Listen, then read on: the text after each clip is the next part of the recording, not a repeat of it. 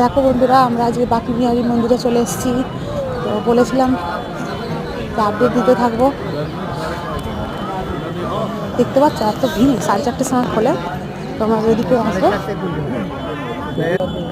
4:30টার পর খোলে।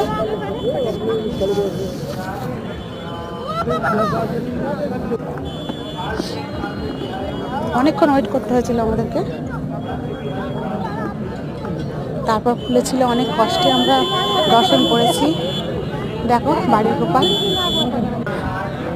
বরের বন্ধুর বাড়ির গোপাল বেরিয়েছিল। তো আমার পাশে থেকে আমার সঙ্গে দেখো, ছোটো ছোটো আপডেট তোমাদের সাথে দিতে থাকবে।